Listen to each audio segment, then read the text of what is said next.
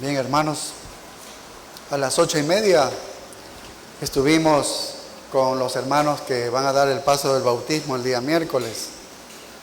Y bueno, es impresionante escuchar el testimonio de ellos y lo que Dios ha obrado y la manera como los ha salvado. Así que les invito a que estén presentes este miércoles y sean bendecidos con este testimonio de Dios en la vida de ellos. Si usted tiene hijos adolescentes, tráigalos. Hay un joven de 15 años que Dios ha dado vida espiritual, ha transformado su corazón, y así que sería bueno escucharlo, no solo a él, sino a muchos otros jóvenes que están allí también. Así que los invitamos para que estén presentes. Nos encontramos estudiando la segunda carta de las iglesias del Apocalipsis. Esta es Esmirna, una iglesia que se encontraba en una ciudad que tiene el mismo nombre. Allí había una pequeña iglesia. A esta iglesia es interesante porque no se le acusa de pecado alguno. Sí, lo hemos leído ya el texto, y no se le acusa de pecado alguno. No se le advierte de algún castigo, ni de nada se le advierte a esta iglesia. Sin embargo, lo que notamos en esta iglesia es que esta iglesia está sufriendo. Esta iglesia está padeciendo. ¿Y padece por qué? Por la causa de la persecución. Por causa de la persecución. Santiago dice que la prueba, el sufrimiento es bueno para el cristiano. Eso es lo que dice, que debemos estar gozosos, aunque es algo aparentemente contrario.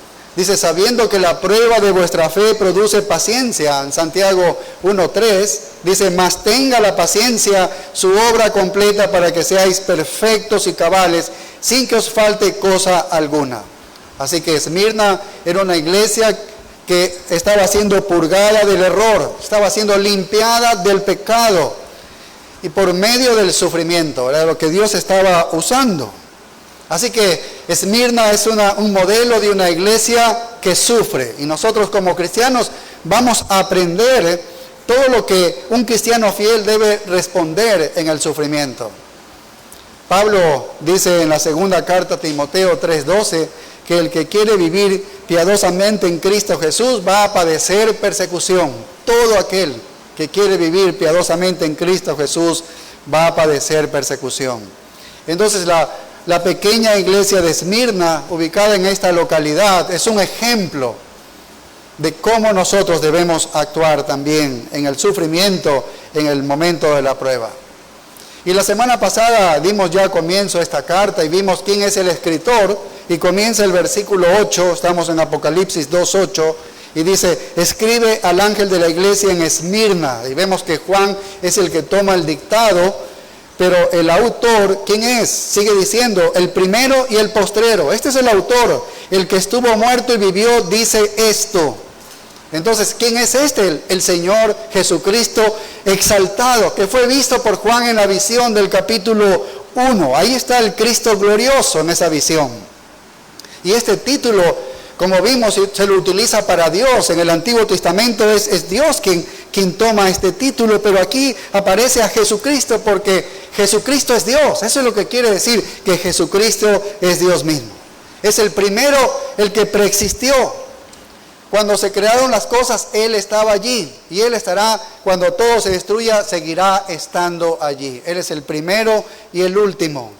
Y la idea que nos quiere dar a entender aquí Juan es que Jesucristo trasciende todo. ¿Sí ves? Que Jesucristo trasciende el espacio, trasciende la misma creación. Él estuvo antes, Él estuvo allí antes de la creación.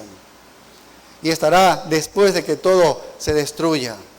Y paradójicamente se presenta también como el que estuvo muerto y vivió. Entonces nos preguntamos, ¿cómo puede morir? Entonces el Dios que se encarnó en el tiempo, en el espacio, en la historia del hombre con el propósito de morir. Él sí puede morir, solo podía morir como hombre, nunca pudo morir como Dios eterno. Y lo interesante es que Jesucristo se presenta de esta manera a la iglesia de Esmirna. ¿Por qué? Por la persecución, por el sufrimiento que ellos estaban padeciendo a causa de la persecución. Entonces Jesucristo les está diciendo, yo solo quiero que sepan ustedes que yo estuve aquí antes de que todo empezara. Estaré aquí después de que todo se acabe. Yo trasciendo todo esto. Yo estoy por encima de todo. Y ustedes van a trascender también porque tienen una relación conmigo. Ustedes van a trascender. Y lo dice, estuve muerto y viví. Es para recordarles que si ustedes en este padecimiento acaso sufren la muerte, ustedes vivirán. Ustedes van a resucitar como yo resucité. Son palabras de mucho aliento. Luego vimos la iglesia, y esta iglesia vemos que fue fundada, aparentemente, o podemos suponer muy bien de que fue fundada durante los 3 años de ministerio del apóstol Pablo cuando estuvo en Éfeso, porque sabemos en Hechos 19 que el evangelio se difundió por toda Asia Menor, conoció el evangelio y debe haber llegado a una de estas ciudades como Esmirna y allí comenzó esta iglesia. Ahora, es interesante lo de esta iglesia, que la vida de estos cristianos era muy peligrosa. Si tú no reconocías a César como Señor, entonces tú podrías perder tu vida. Algunos historiadores comentan de que hubo muchas ejecuciones masivas de cristianos que se negaron a inclinar las rodillas a César. Justamente en este lugar de Esmirna, más que en otros lugares. Esmirna significa mirra, dijimos, y la mirra es una sustancia que se sacaba de un árbol espinoso y de allí se lo machacaba y se obtenía el perfume. También servía para el cuerpo de los muertos, de alguna manera para que emane alguna fragancia en el cuerpo de los muertos. Entonces, para que el árbol espinoso entregue esa fragancia, debía ser aplastada esta planta, esta parte del árbol. Lo que quiere decir que la pequeña iglesia de mirra, porque Esmirna significa mirra, entonces esta iglesia pequeña es aplastada por el sufrimiento y entonces se está produciendo un aroma agradable, un aroma agradable a Dios. El mundo odió la fidelidad de esta iglesia. Una iglesia fiel va a ser odiada por el mundo. Y Dios permitió que Satanás aplastara para producir la dulzura del aroma que emanaba esta iglesia pequeña. Entonces vemos que la persecución lleva al creyente siempre a afianzarse hacia el Salvador. Siempre la persecución o la prueba lleva a afianzarse al lado del Salvador.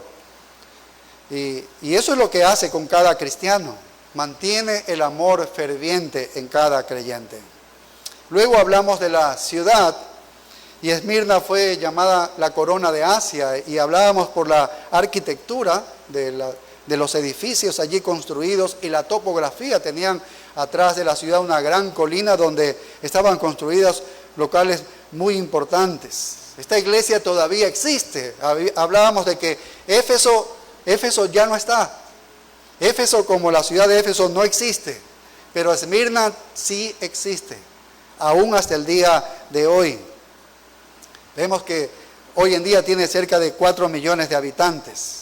En ese tiempo había un culto al emperador y era muy fuerte allí. Mataban a todo aquel que no adoraba a César. Cada año, cada ciudadano allí en Esmirna tenía que quemar incienso en el altar de César. Y después de lo cual se le emitía un certificado de que él había adorado a César. Y eso era indispensable para un ciudadano. ¿Te imaginas que cada año tú vas a sacar la cédula y no te la dan a la cédula si tú no has adorado a César, si tú no te has arrodillado a él? Bueno, si tú no tenías ese certificado no podías hacer muchísimas cosas allí. Y si te arriesgabas a ser descubierto, entonces ahí viene la pena de muerte. Y entramos un poco a la recomendación. ¿No? Entramos un poco a la recomendación en el versículo 9 que dice: yo conozco tus obras y tu tribulación y tu pobreza, pero tú eres rico. Y la blasfemia de los que se dicen ser judíos y no lo son, sino sinagoga de Satanás. 3 cosas vemos aquí en la recomendación. Yo conozco tu tribulación, yo conozco tu pobreza, yo conozco la blasfemia. Son 3 cosas muy muy claras aquí en este versículo 9. Así que Cristo como ministro entre los candeleros, ya sabemos que los candeleros son las 7 iglesias, en general las iglesias del Señor, y Él paseándose en medio de los candeleros, Él conoce cada detalle de cada una de las iglesias, incluso de nuestra iglesia y de todas las iglesias del Señor el día de hoy que están en todo lugar.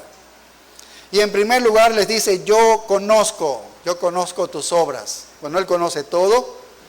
Él dice, yo conozco tu tribulación. Es lo primero que les menciona.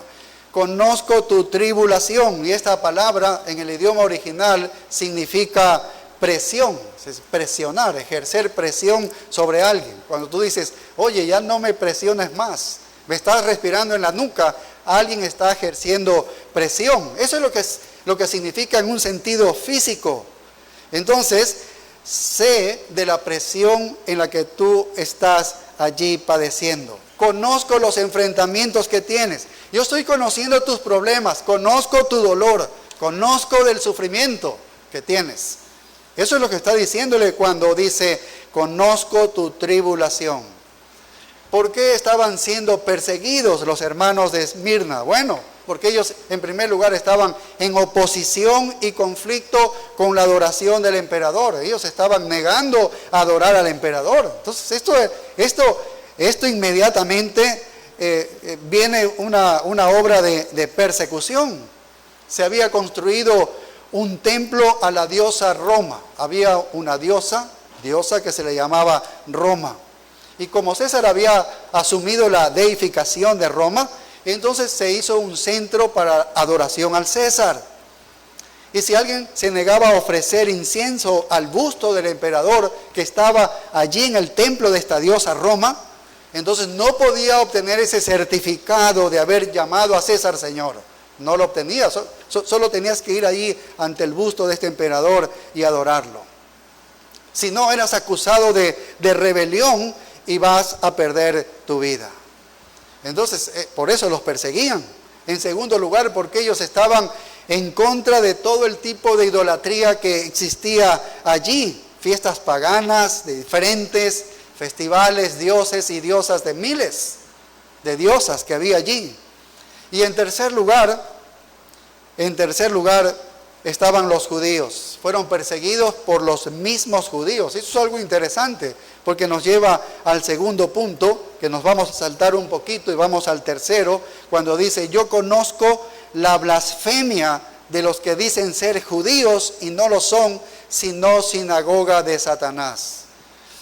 Bueno, para nosotros no es nuevo que los judíos odiaban al Señor Jesucristo. Los judíos rechazaron a Jesucristo cuando Él vino y se presentó allí como su Mesías y como su Salvador. Ellos dijeron, nosotros a ti no te reconocemos como Mesías y Salvador. De hecho, le dijeron, tú eres un falso, estás diciendo blasfemias, te crees Dios, te crees el Mesías. No le creyeron y lo rechazaron a su Mesías.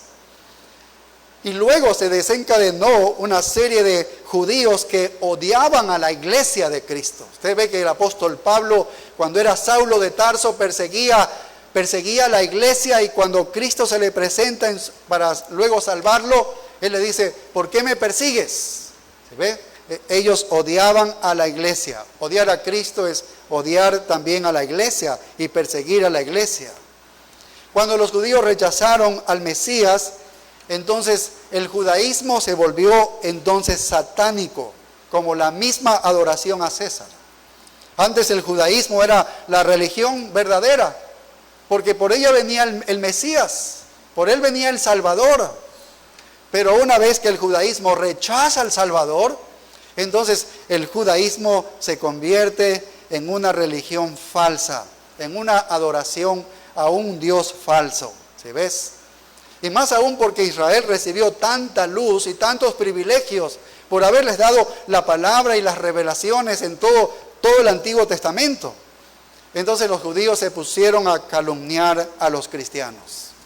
Este fue un gran problema. Los calumniaron de canibalismo porque comían carne y tomaban sangre. Ellos son unos caníbales. ¿Quiénes decían esto? Los judíos. Los judíos calumniaban. Era un pequeño grupo que estaba allí, pero calumniaba calumniaba a los judíos de Esmirna, a los creyentes de Esmirna. Les decían que estos cristianos son lujuriosos, inmorales, porque se besan en el rostro, te dan un músculo santo, y los calumniaban de esta manera. Ellos son unos destrozadores de hogares, destructores de hogares. ¿Y por qué era? Porque Dios salvaba a un miembro de la familia y todos estaban en contra para atacarle, para hacerle la vida imposible. Entonces había problemas en el hogar porque Dios salvaba a uno de ellos. Entonces le decían que ellos están destruyendo los hogares. Mira, todo esto era calumnias para los cristianos. Y ellos corrían hacia los romanos y les decían, mira lo que están haciendo estos cristianos, están haciendo eso, están adorando, son unos rebeldes, están provocando motines aquí en Roma y van a hacer problemas para ustedes esto. Esas eran las calumnias que ellos llevaban. Y por eso Jesús dice, yo conozco tu tribulación y conozco de la blasfemia por aquellos que dicen ser judíos. A eso se refiere. Era un nivel devastador que ellos estaban sufriendo. Estos eran los hermanos de Esmirna. La palabra blasfemia, aunque normalmente se refiere a Dios, cuando decimos no blasfemes de Dios, normalmente esta palabra se utiliza para Dios. Aquí se puede traducir calumnias y está relacionada con ellas. Podría decirse, yo conozco la calumnia de aquellos que dicen ser judíos. Porque blasfemia es calumniar, despreciar el cristianismo es blasfemia. Blasfemia es despreciar a Cristo. Eso es blasfemia. Ahora fíjese lo que dice el verso 9, dice, y la blasfemia de los que se dicen ser judíos y no lo son. Esto es interesante lo que adiciona aquí, de los que se dicen ser judíos y no lo son. Y nos preguntamos, ¿ellos eran judíos o no? ¿Eran judíos? Bueno, desde el punto de vista físico, ellos sí eran judíos, porque habían permanecido una vez en la sinagoga de Dios. Ellos eran judíos. Recuerde que con 10 judíos, varones, podían formar una sinagoga. Eran judíos físicamente, pero no lo eran de verdad. No lo eran de verdad. ¿Por qué no lo eran de verdad? Porque mira lo que dice Romanos 2:28, el apóstol Pablo, aquí habla algo interesante. Siendo él también judío y hablando de sus hermanos, él dice así en Romanos 2:28, pues no es judío el que lo es exteriormente, ni es la circuncisión la que se hace exteriormente en la carne. Y lamentablemente el judaísmo para ellos era eso, todo lo exterior. Mira, yo soy judío porque yo tengo aquí la circuncisión. No es judío lo externo, dice, sino, verso 29, sino que es judío el que lo es en lo interior. Y la circuncisión es la del corazón en espíritu, no en letra. Entonces ellos eran judíos físicamente, pero no tenían la circuncisión del corazón. Es decir, que espiritualmente eran paganos. Espiritualmente no eran salvos, no habían sido transformados por Dios. Estos judíos físicos fueron los que se unieron a los romanos. Se aliaron de alguna manera a los romanos. ¿Para qué? Para que los cristianos sean sentenciados a muerte y el cristianismo se erradique de una vez. Y eso es lo que estaba ocurriendo en Esmirna. Los judíos de verdad que odiaban a los cristianos. Ahora, tan solamente unos 2 textos quisiera mostrarle en el libro de los Hechos de los Apóstoles, capítulo 13 y el versículo 50. Mira lo que sucedió cuando Pablo llegó a Antioquía de Pisidia, a este lugar, y predicó allí. Mira la reacción de los judíos que se encontraban allí. Ellos tenían sinagoga, y mira la reacción de ellos. Hechos capítulo 13 y el verso 50. Hechos 13, 50 dice, pero los judíos instigaron a mujeres piadosas y distinguidas y a los principales de la ciudad, y levantaron persecución contra Pablo y Bernabé y los expulsaron de sus límites. Esto es lo que hacían los judíos cuando Pablo estuvo en sus viajes misioneros.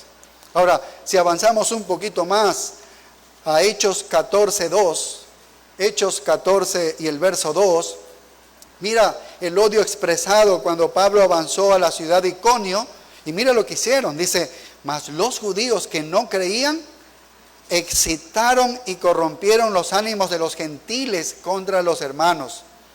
Pero cuando los judíos y los gentiles, juntamente con sus gobernantes, se lanzaron a enfrentarlos y a apedrearlos. ¡Qué terrible! Y esto es lo que organizaban los judíos, ellos provocaban esto.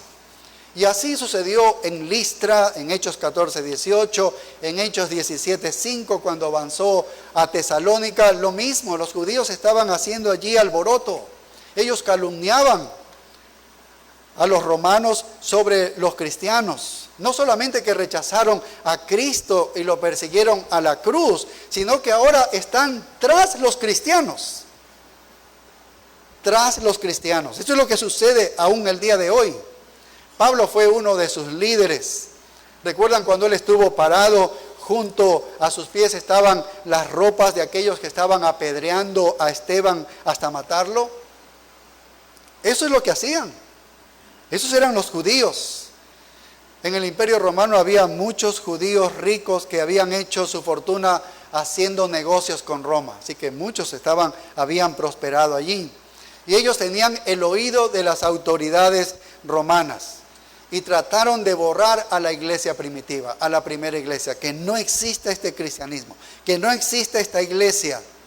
El primer emperador romano, en ser así, de alguna manera escuchar de los mismos judíos las calumnias de los cristianos, fue de Nerón. Y ustedes saben lo que él hizo.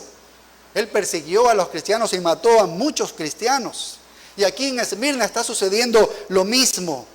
La población judía envenenó las mentes del pueblo contra los cristianos. Fue a decirle a los romanos, mira lo que están haciendo. Fueron a decir al pueblo, mira, a los gentiles, esto está pasando. Estos son los cristianos. Y por haberse aliado con los romanos, seguramente estos judíos tuvieron que adorar al emperador. ¿Por qué? Porque así se presentan los hipócritas, se van a mover en cualquier dirección. Ellos están con cualquier doctrina. ¿Ves? Cuando les conviene, y aquí les convenía estar del lado de los romanos, y para estar del lado de los romanos y llevar calumnias de los cristianos, ellos tenían que haber adorado a César también. Por eso en este versículo 9, y sabemos que seguramente ellos tenían una sinagoga, por lo que dice el Señor Jesucristo en el verso 9, dice, y la blasfemia de los que se dicen ser judíos y no lo son, sino sinagoga ¿de qué? De Satanás. Así que no era una sinagoga de Dios, esta era una sinagoga de Satanás, porque ellos no eran verdaderos judíos. Eran judíos físicos, pero no eran judíos de corazón. ¿Ves? No eran judíos salvados. Y Jesús les dijo a los líderes religiosos de Israel, ¿recuerdan? En Juan 8:44, vosotros sois de vuestro padre el diablo y los deseos de vuestro padre queréis hacer. Y eso les dijo a los mismos líderes judíos. Hay evidencias, hermanos, de que los judíos de Esmirna participaron en el martirio de Policarpo. Usted debe haber escuchado de Policarpo, cómo murió este siervo de Dios. 50 años después, un poco más de 50 años, por el año 155. Por el año 150 ocurrió aquí la muerte de Policarpo, 155 después de Cristo. Policarpo era el pastor de la iglesia de Esmirna. Casi 50 años después de que Juan está escribiendo esta carta a la iglesia de Esmirna. Y les está hablando de la persecución. 50 años después, Policarpo es el pastor de esta iglesia. ¿Y los judíos qué hicieron? Asimismo fueron con calumnias al emperador de turno. Y allí vino persecución en Esmirna, después de 50 años. Bueno, leí un poco la historia y no solo después de 50 años, y siguieron muchas persecuciones en años posteriores, año 200, 2 y pico. En realidad fue mucha persecución. Y aquí les traigo un extracto de lo que sucedió con Policarpo. Cuando lo presentaron delante del procónsul, este inquirió si él era Policarpo, y al confesar que lo era, intentó persuadirle a que se retractara diciendo, ten respeto a tu edad. Policarpo tenía como 85 años. Entonces el procónsul le dice, ten respeto a tu edad y jura por el genio de César y retráctate y di fuera los ateos. Porque así los los calumniaban a los cristianos verdaderos, les decían que eran ateos, porque no adoraban a todos los dioses y diosas que ellos tenían. Entonces Policarpo, con mirada solemne, contempló toda la multitud de paganos impíos que había en el estadio y les hizo señas con la mano y gimiendo y mirando al cielo dijo: fuera los ateos. Pero cuando el magistrado insistió y le dijo: jura y te soltaré, insulta a Cristo. Y Policarpo contestó: durante 86 años he sido su siervo y no me ha hecho mal alguno. ¿Cómo puedo ahora blasfemar de mi rey que me ha salvado? Pero cuando el procónsul insistió diciendo: jura por el genio de César, él contestó: te lo diré claramente, soy cristiano. Así le respondió: soy cristiano. Ante lo cual el procónsul dijo: tengo fieras aquí, te echaré a ellas como no te retractes. Pero él dijo: que las traigan, porque el arrepentirse de lo mejor a lo peor es un camino que no nos es permitido, pero es noble el cambiar de lo perverso a lo justo. Entonces él insistió el procónsul: haré que ardas con fuego. Y Policarpo le dijo: tú me amenazas con fuego que arde un rato y después se apaga, pero no sabes nada del fuego del juicio futuro y del castigo eterno que está reservado a los impíos. Qué valiente este hombre para hablar en esos momentos. Y comenzaron todos a gritar unánimes en el estadio que Policarpo debía ser quemado vivo. Entonces él, colocando las manos detrás y atado a la estaca como un noble cordero del gran rebaño para hacer como una ofrenda, un holocausto preparado y aceptable a Dios, mirando al cielo dijo: oh Señor Dios Todopoderoso, Padre de tu amado y bendito Hijo Jesucristo, por medio del cual hemos recibido conocimiento de ti. Te bendigo porque me has concedido este día y hora para que pueda recibir una porción entre el número de los mártires en la copa de tu Cristo en la resurrección de vida eterna. Y siguió orando una porción larga que no les traigo aquí por tiempo. Y cuando hubo ofrecido esto, el amén, y terminado su oración, el verdugo encendió el fuego y cuando surgió la llama poderosa, todos pudimos verlo. Al menos decía el historiador, el que escribía esto. Contemplamos un portento. El fuego formó una pared alrededor del cuerpo del mártir y estaba allí en medio, no como carne quemándose, sino como oro y plata refinados en un horno. Así que lo dejaron libremente en las llamas y allí murió por Cristo. Esta es la culminación de la persecución de esta pequeña iglesia por judíos que calumniaron a los romanos, al emperador, y murieron así y fueron perseguidos los cristianos.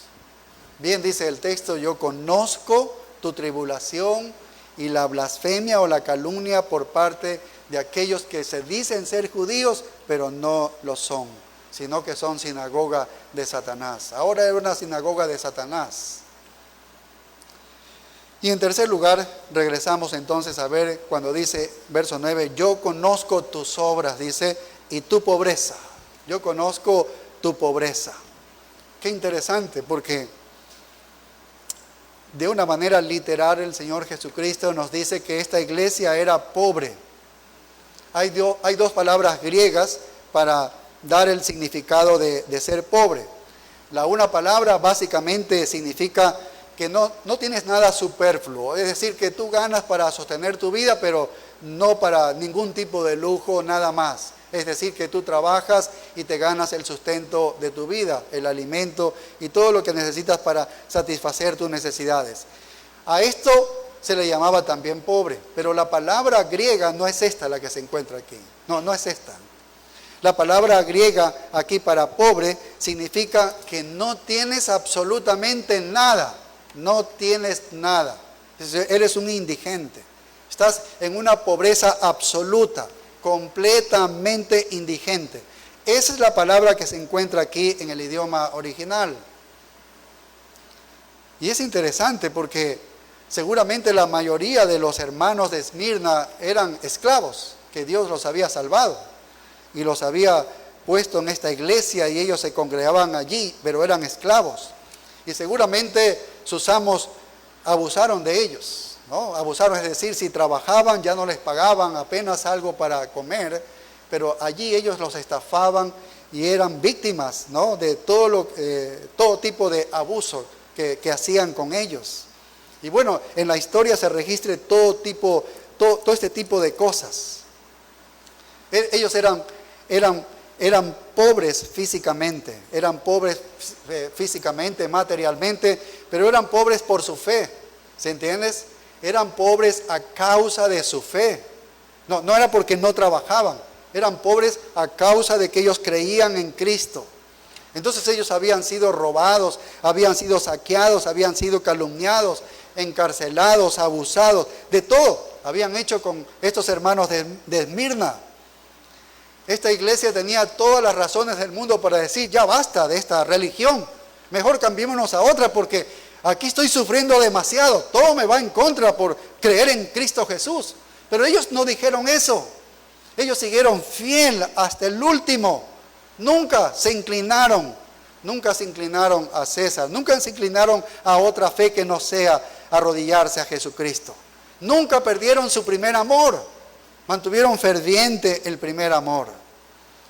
Y cuando hay pruebas en una iglesia, cuando hay persecución, cuando hay sufrimiento, los farsantes son eliminados de la iglesia, ¿verdad? Porque ellos no están para sufrir, ellos no están para padecer, ellos no están para arriesgar y sacrificarse y arriesgar el físico, su vida. No están, se van.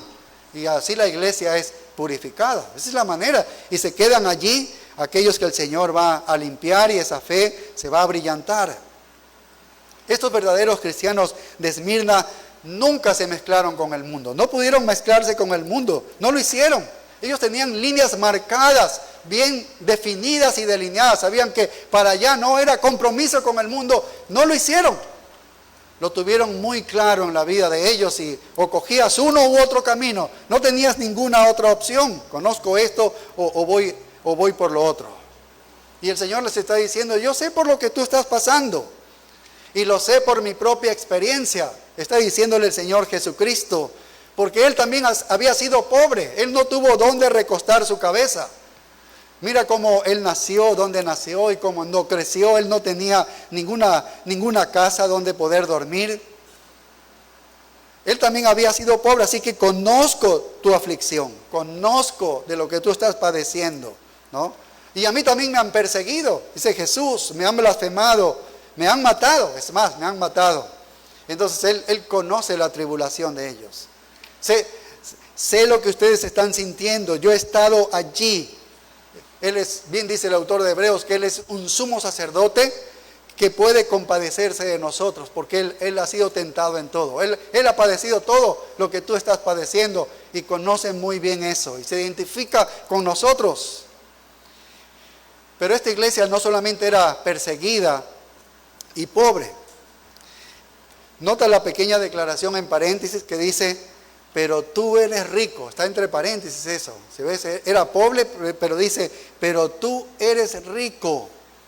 Es decir, que ellos tenían lo que era importante, lo que es necesario, lo que realmente importa. ¿Qué era?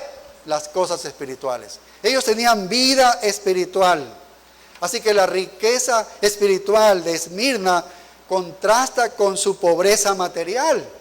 Está contrastando con su pobreza material. Pues bien, podríamos decirle la pobre iglesia rica, ¿no? Pobre materialmente, pero era rica espiritualmente. Así es como el Señor la califica esta iglesia. Te dicen que tú eres pobre, pero para mí tú eres rica. Es lo que le dice, rica espiritualmente. ¿Sí ves?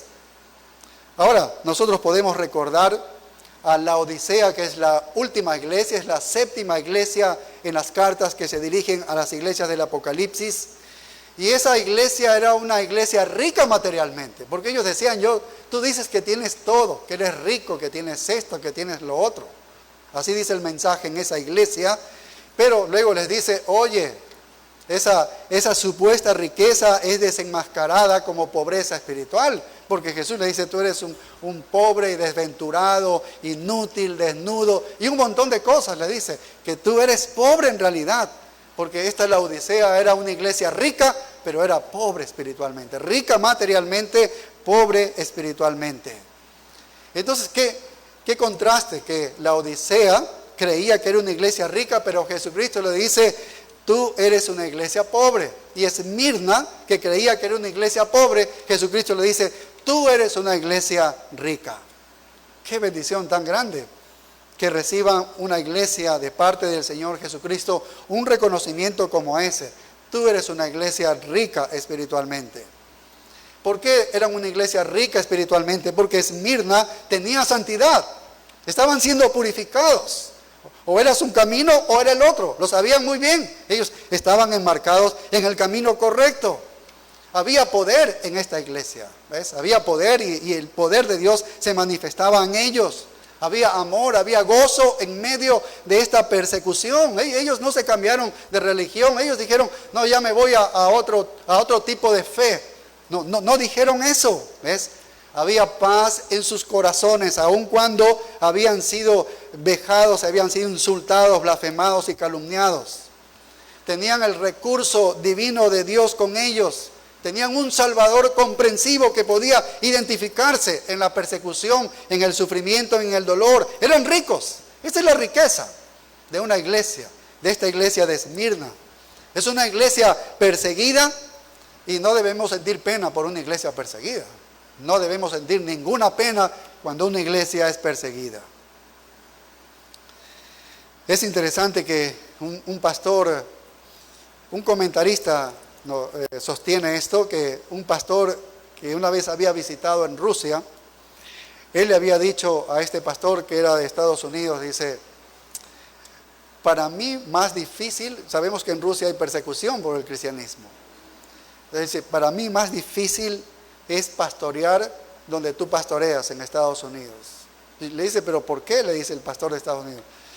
Porque es difícil que la iglesia en Estados Unidos tenga compromiso con un mundo que es tan abierto, con tanta diversión, con tanto pecado que está allí, ¿no? Para que la iglesia se mezcle y se junte y se hunda. En cambio, para mí más fácil es acá, porque o son dos caminos. O no eres creyente y no padeces, o estás en el camino del creyente. Vaya, es una visión diferente, ¿no?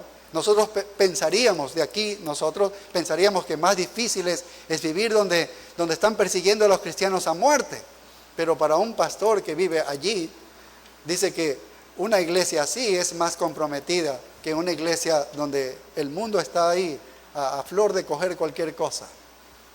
Qué interesante ese ángulo de poder ver las cosas. Y finalmente veamos el mandamiento que se le da. El mandamiento. En el versículo 10 es interesante porque nosotros pensaríamos que Jesucristo les va a decir a ellos, yo sé que están sufriendo mucho y ¿sabes qué? Pero pronto va a terminar esto. Eso quisiéramos que nos diga el Señor Jesucristo. Es decir, estás padeciendo mucho, pero ¿sabes qué? Ya pronto va a terminar. No les dice eso. Ese no es el mensaje, ese no es el mandato que les da a ellos. En el verso 10 le dice, no temas en nada lo que vas a padecer. Vaya, todavía hay futuro de padecimiento, es decir, vas a seguir padeciendo. Y de hecho le dice, mira, no temas lo que vas a padecer. O sea que todavía seguía prueba para ellos. Qué tremendo. Tal vez como cristiano tú dirías, ya aquí viene la voz del Señor a decirnos que ya pronto va a acabar esto. Y no les dice eso, no es el mensaje. Solo les dice, no tengas miedo.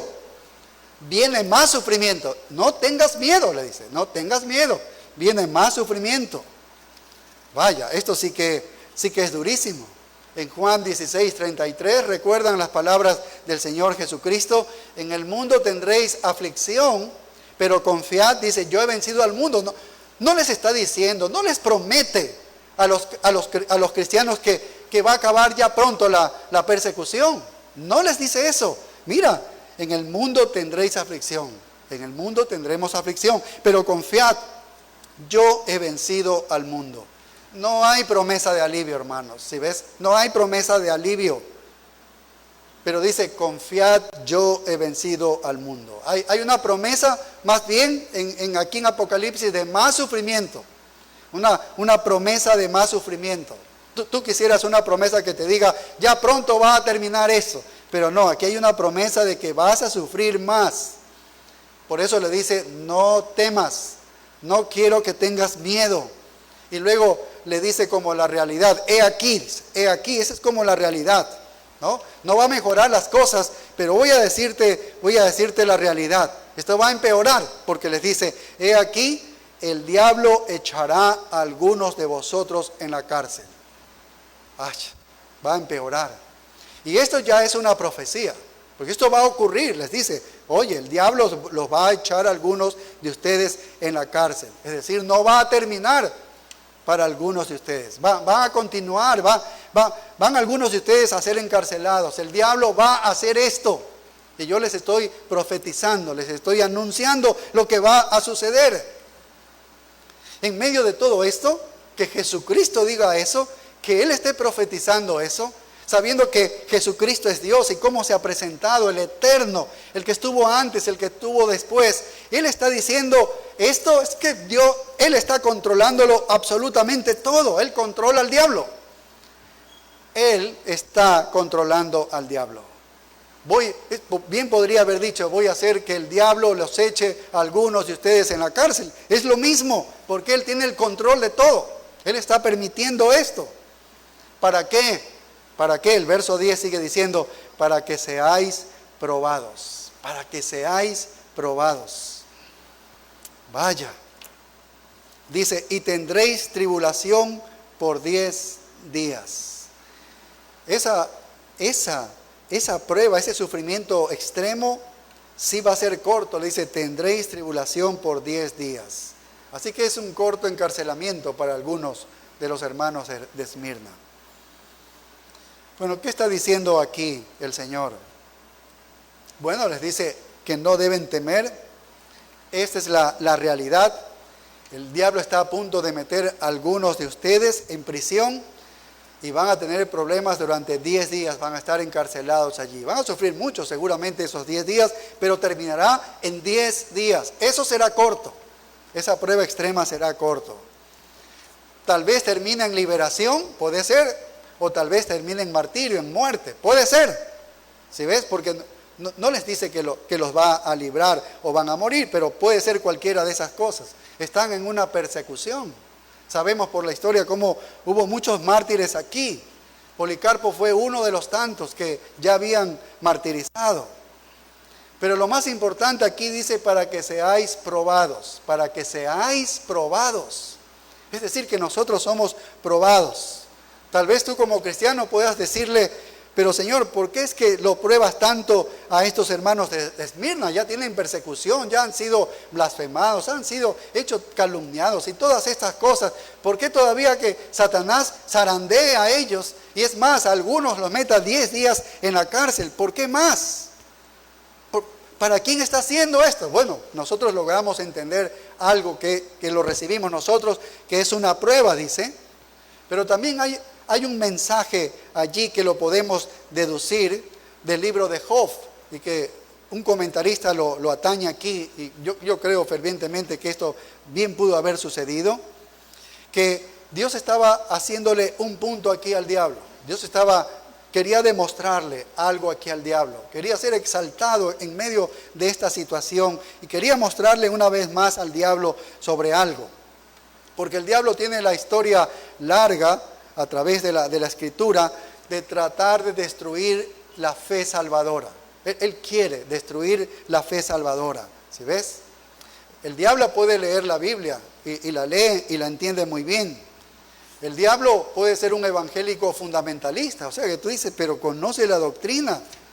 Él puede interpretar la Biblia correctamente, tal vez como un teólogo, lo puede entender muy claramente, aunque no vive espiritualmente eso, pero mentalmente lo entiende. Así que él lee y entiende, y él quiere destruir el plan de Dios y el propósito de Dios, que se basa en ¿qué? En la salvación. Y la fe es radical, es lo principal de atacar Satanás. Y él quiere atacar a la salvación confundiendo el evangelio o atacando a un creyente que ya está salvado, ¿sí? Y tratando de destruir la salvación que el creyente posee.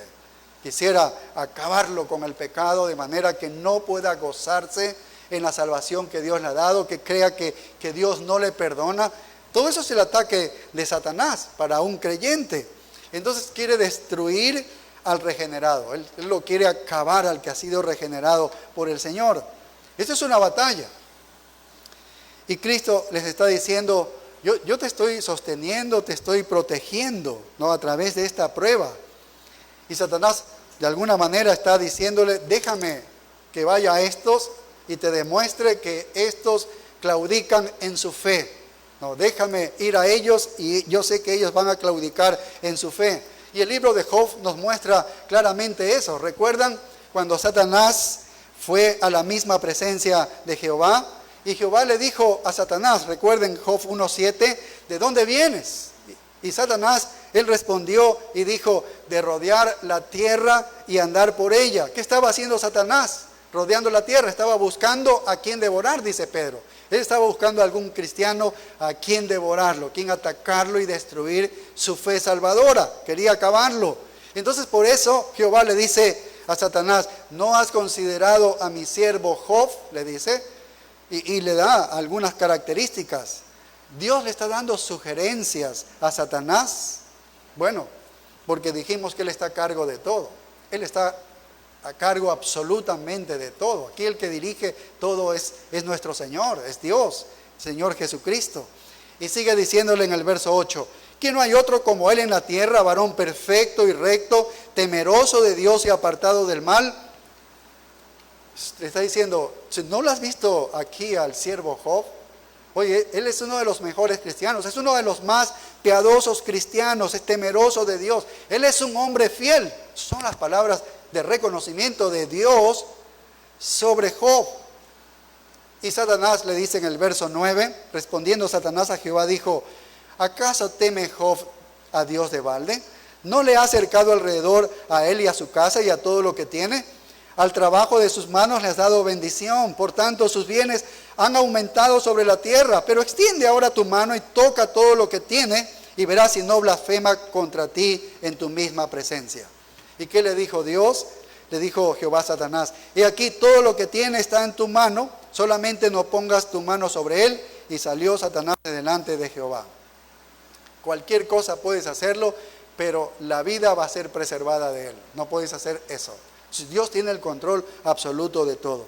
¿Qué hizo Satanás? Le trajo pobreza absoluta. Perdió todo, perdió incluso su familia, se quedó pobre absolutamente. ¿Ves? Sus hijos murieron, sus hijas también. La única que quedó es su esposa, pero no fue una bendición la esposa cuando le dice, aún retienes tu integridad, maldice a Dios y muérete. Nadie quisiera tener una esposa que le siga diciendo eso a cada rato, con una enfermedad como la que él tenía. Entonces no solo perdió todo eso, sino que consiguió unos amigos que vinieron, y eran los terapeutas, psicólogos modernos, que le trataron de entrar con unas filosofías extrañas y echándole la culpa de cosas. Y bueno, sufrió todo esto Job. Fue terrible. Le dieron respuestas equivocadas. Entonces la vida de Job se volvió horrible. Era un desastre horrible para Job todo esto. Pero la fe de él nunca vaciló. Porque él dice, aunque me mate Jehová, dice, confiaré en él. Aunque Dios me mate, yo confiaré en él. Ahí está su fe, la fe salvadora. Probada terriblemente, pero la fe sigue viva. La fe sigue agrandándose incluso, ¿no? Sigue siendo purificada. Entonces Dios le está diciendo a Satanás, mira, no importa lo que tú hagas, no importa lo que tú le hagas al creyente, suceda lo que suceda. No importa lo grave que sea, el daño que tú le hagas a él, nunca puedes destruir la fe verdadera. Nunca la vas a destruir. Eso es lo que Dios le dice a Satanás. Y le dice, pruébalo con Job, pruébalo. Y así fue. Eso es lo que hizo. Hizo todo esto Satanás, ¿sí ves? Entonces Dios probó de que la fe que Dios le ha dado a ellos es indestructible. Entonces, a veces solo Dios quiere enviar una señal de dominio a Satanás, de que él no puede con la fe salvadora, de que no puede con la fe salvadora, como ocurrió con Job. Eso está escondido de nosotros, porque nosotros no entendemos eso. Para nosotros es el momento de la prueba, nada más. Pero pero escondido de nosotros está manejándose algo como esto. ¿Recuerdan cuando en Lucas 22:31 dijo también el Señor: Simón, Simón, dice, he aquí Satanás os ha pedido para zarandearos como a trigo? Vaya. Es decir, oye, Pedro le dice, Satanás ha venido a mí y me ha pedido que le permita a él que te zarandee. Es decir, que te pruebe, pero durísimo, ¿no? Y seguramente, si usted era Pedro, le decía, pero le has de haber dicho que no. Y él dice, no, yo le dije que sí. Qué terrible, porque era eso. Eso fue lo que hizo Jesucristo. Entonces es otro mensaje a Satanás para probarle que la fe es indestructible. Y Satanás fue tras Pedro. Nosotros sabemos cómo llegó a negar, pero la fe nunca se destruyó. ¿Ves? La fe de Pedro nunca se destruyó, a pesar de que él tuvo la caída de negar a Jesucristo en 3 ocasiones. ¿Por qué? Porque en el verso 32, Lucas 22:32 dice, pero yo he rogado por ti que tu fe no falte y tú, una vez vuelto, confirma a tus hermanos. Y eso es lo que hizo. Pedro nunca se perdió. Él se convirtió en el apóstol tremendo del que habla el libro de los Hechos de los Apóstoles, en los primeros capítulos. Así que Dios, queriendo mostrar su gloria y su poder de salvación a Satanás, le dice al diablo que va a venir y va a meter a algunos de los de Esmirna a prisión, que no va a pasar más de 10 días esto. Si les dice específicamente, no va a pasar más de 10 días. Y es una prueba que no es revelada internamente lo que está sucediendo en el mensaje a Satanás. Pero eso es lo que el mensaje a Satanás es: la fe verdadera nunca la vas a destruir, no la puedes destruir. Y eso es lo que sucede con un verdadero creyente. Y finalmente vemos el consejo, aquí en el versículo 10, este es el consejo final, dice, sé fiel hasta la muerte y yo te daré la corona de la vida. Verso 11, el que tiene oído, oiga lo que el Espíritu dice a las iglesias, el que venciere no sufrirá daño de la segunda muerte. Bueno, ¿qué significa esta primera frase? Sé fiel hasta la muerte y yo te daré la corona de la vida.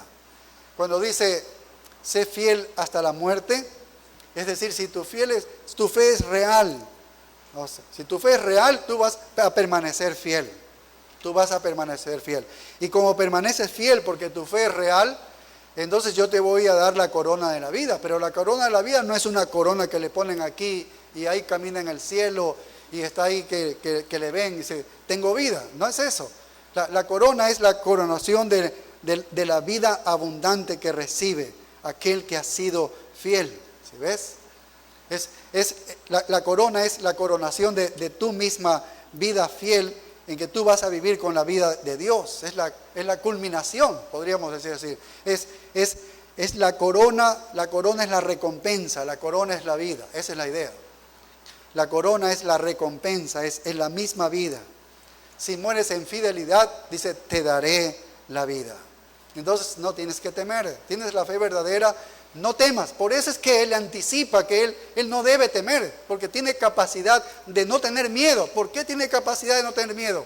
Porque tiene la fe verdadera. Si tú tienes la fe verdadera, tienes capacidad de no temer. No temer aún lo que vas a sufrir adelante, ¿no? Eso es lo que les está diciendo el Señor. Y aún si mueres, si llegases a morir, tú eres fiel, entonces tú vas a resucitar, tú vas a vivir. Qué linda promesa para nosotros los creyentes. O sea, tú vas a vivir, suceda lo que te suceda, vivas o mueras, tú vas a vivir. Y termina diciendo la frase, el que tiene oído, oiga lo que el Espíritu dice a las iglesias.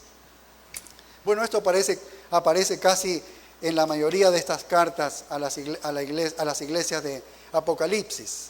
Es como escucha atentamente lo que estamos diciendo, ¿no? ¿Qué es lo que Cristo dijo? Lo que Juan escribió, porque Cristo se lo está dictando, Juan está escribiendo, Juan se lo lleva al ángel de la iglesia, el ángel de la iglesia se lo comunica a la misma iglesia, Y ahora les está diciendo, y ahora el Espíritu Santo está obrando en tu corazón para que tú escuches este mensaje. Oye este mensaje. Mira cómo viene este mensaje. No, escucha lo que el Espíritu dice a las iglesias. Y a la final es el Espíritu Santo el que hace atesorar en nuestros corazones la verdad.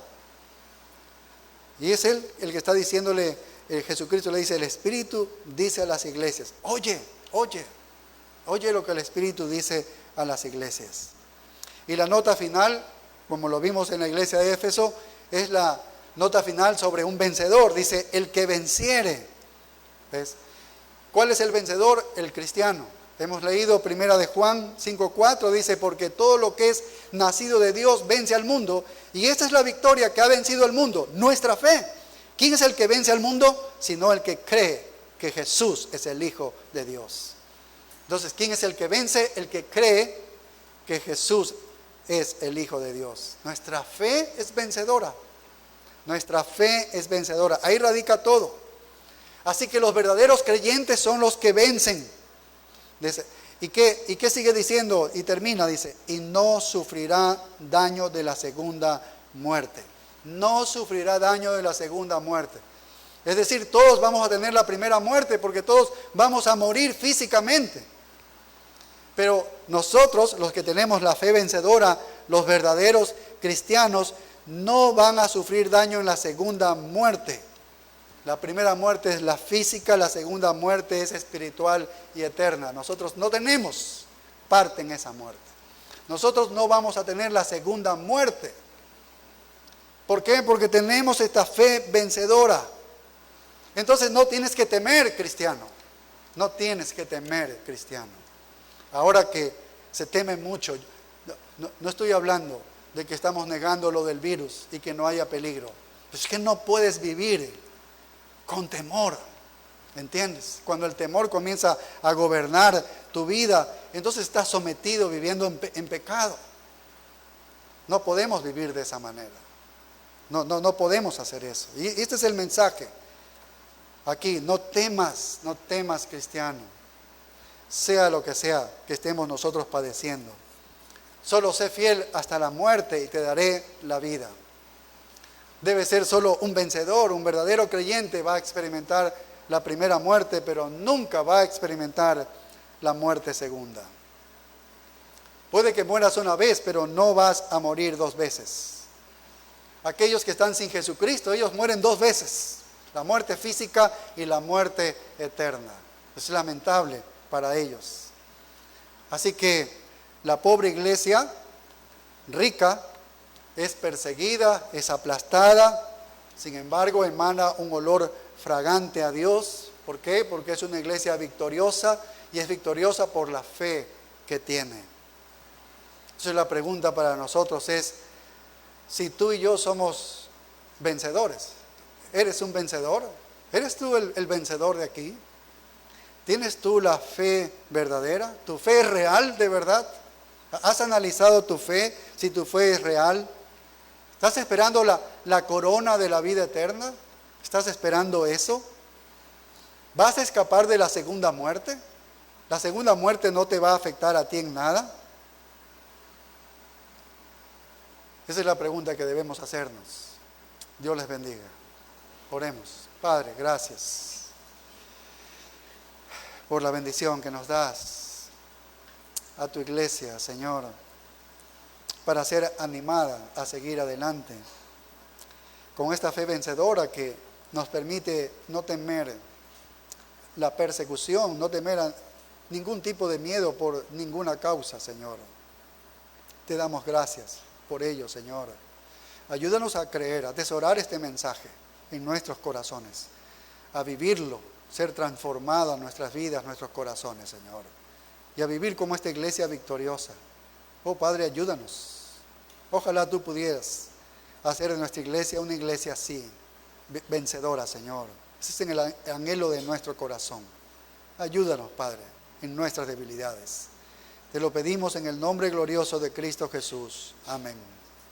Nos ponemos de pie para despedirnos en oración. Gracias, Padre, por este tiempo hermoso que hemos pasado en tu presencia, esperando que hayas ministrado nuestros corazones.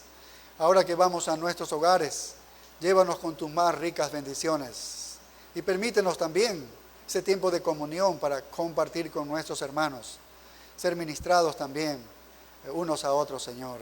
Te damos gracias por ello, en el nombre de Cristo Jesús. Amén. Nos vemos a las